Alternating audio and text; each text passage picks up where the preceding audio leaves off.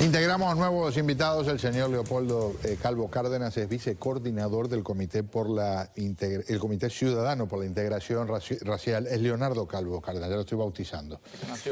Leonardo, para que estemos todos en la misma página. Bienvenido, gracias por acompañarnos. Gracias por recibirnos. Un gusto tenerlo aquí. Y Juan Antonio Madrazo Luna es el coordinador de este comité. Bienvenido, señor. Muchas gracias. Y comienzo por usted. ¿Hay mucho racismo en Cuba?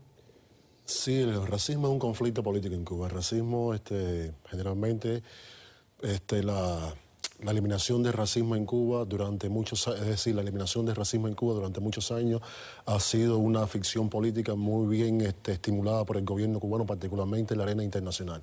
Racismo político, hay un racismo político y un racismo institucional, es decir, el racismo es un conflicto político e incluso es un peligroso combustible que está muy bien acomodado en la sociedad cubana.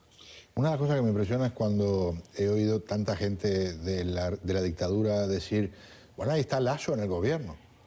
Y es una cosa, a mí me parece tan insultante, ¿verdad? Como que hay una figurita ahí que es el símbolo, ya tienen que conformarse con esa cuota. ¿Cómo se siente usted cuando le dicen eso?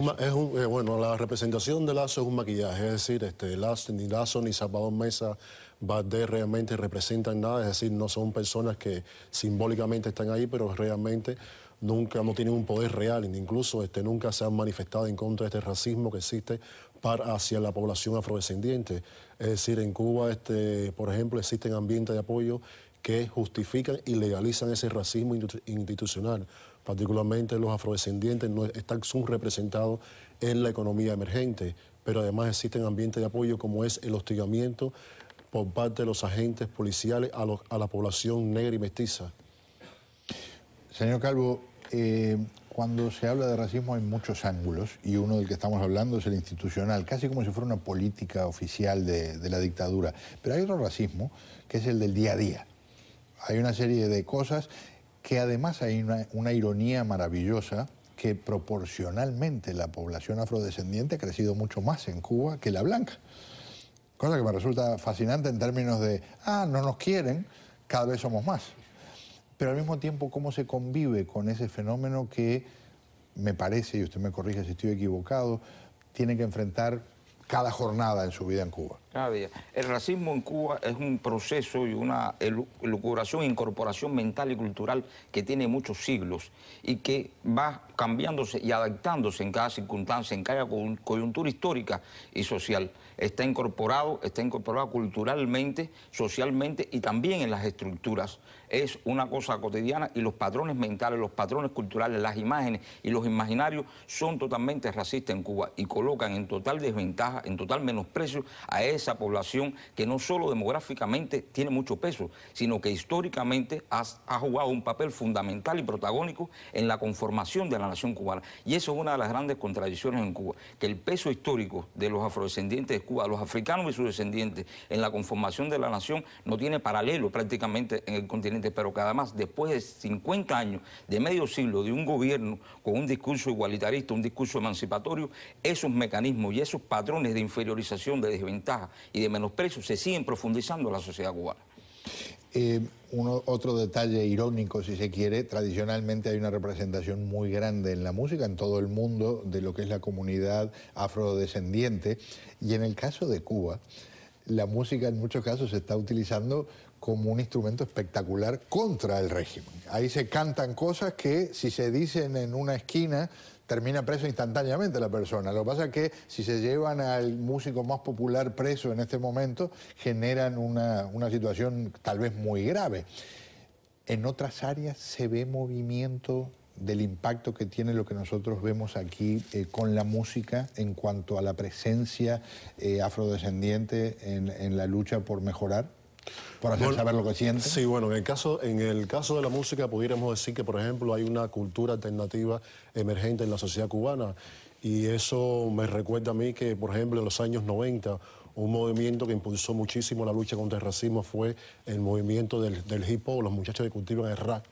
Y ese movimiento fue desmantelado por el mismo régimen, es decir, ellos realmente lograron desmantelar, fragmentar todo ese movimiento de artistas, por ejemplo, como es el caso de artistas de los 90, como es el caso, por ejemplo, de Escuadrón Patriota, que lleva, es decir, es uno de los artistas que está en la primera línea de esa lucha contra el racismo. Es decir, el otro día conversamos con él aquí precisamente. Está aquí en Miami. Sí. Y entonces, por ejemplo, el movimiento de rap que surgió en Alamar fue un movimiento que siempre estuvo enfocado a la lucha contra el racismo, contra la lucha contra los estereotipos y particularmente fue una herramienta de denuncia contra el abuso policial contra los jóvenes negros y mestizos que hizo el gobierno cubano, estimuló el reggaetón para poder desmantelar ese movimiento.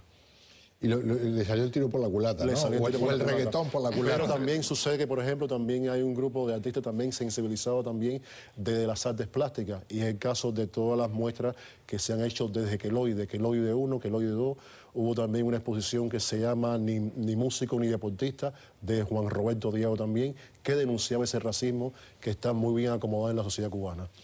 Quiero compartir con nuestros televidentes que este sábado 18 de mayo, esto va a ser a las 2:30 de la tarde, están viendo en pantalla, va a haber un panel sobre el racismo en Cuba. Esto es en la Galería Cuba 8, allí está la dirección, es el 1475 de la calle 8 del Southwest.